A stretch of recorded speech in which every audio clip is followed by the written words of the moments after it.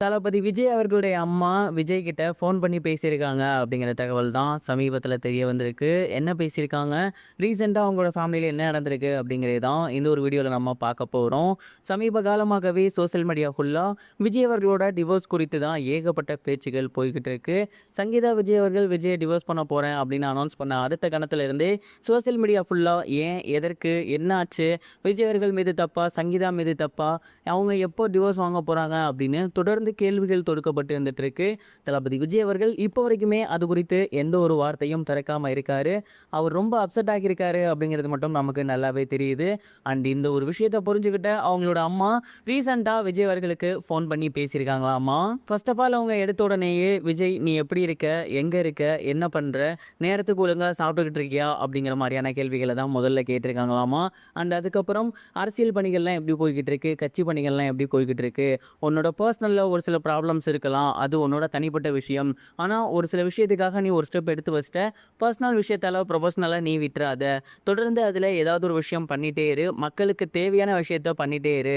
அதே மாதிரி பர்சனல் லைஃப்ல ரொம்ப சோர்ந்து உட்காந்திராத, உடைஞ்சு உட்காந்திராத. உனக்கு அம்மா நான் எப்பவுமே இருக்கேன். எதுனாலுமே நாம பேசி தீர்த்துக்கலாம். அண்ட் உனக்கு இதில எந்த விருப்பமும் இல்லன்னா, அவங்கள்ட்ட போய் பேசு. தயவு செஞ்சு உடைஞ்சு உட்காந்திராத. நீ எப்பயுமே சிரிச்சுக்கிட்டே இருக்கணும், கலகலப்பா இருக்கணும். உனக்காக கோடிக்கணக்கான ரசிகர்கள் இருக்காங்க.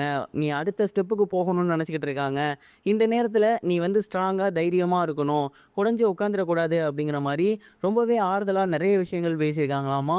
அண்ட் கட்சி பணிகள்லாம் இல்ல அப்படின்னா வீட்டுக்கு வா அப்படிங்கிற மாரியும் கூப்பிட்டுருக்காங்களாமா. அண்ட் கண்டிப்பா விஜய் அவர்களுக்கு இப்போ கொஞ்சம் ரெஸ்ட் தேவைன்னு தான் சொல்லணும். ஏன்னா மென்டலி அவரு கண்டிப்பா பாதிக்கப்பட்டிருப்பாரு. அதனால தான் விஜய் அவர்களோட அம்மா அஸ் அ மதரா இத புரிஞ்சுகிட்டு அவர்கிட்ட இவ்வளோ சாஃப்ட் டோன்ல பேசியிருக்காங்க. இந்த ஒரு விஷயம் தான் சமீபத்தில சோசியல் மீடியால வைரலா போய்க்கிட்டு இருக்கு.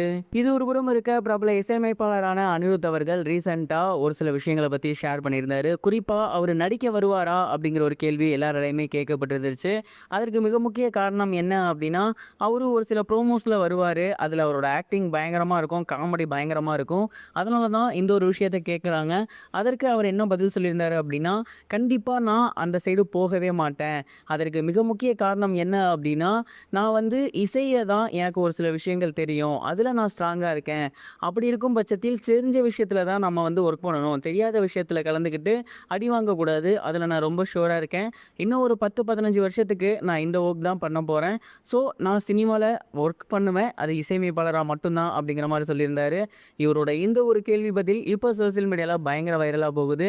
ரீசென்ட்டா டைரக்டரா வந்திருந்த லோகேஷ் கனகராஜ் கூட ஆக்டரா மாறிட்டாரு. பட் இவரு தொடர்ந்து மியூசிஷியனா தான் பயணிப்பேன் அப்படின்னு சொன்னது ரொம்பவே வைரலா போய்க்கிட்டு இருக்கு.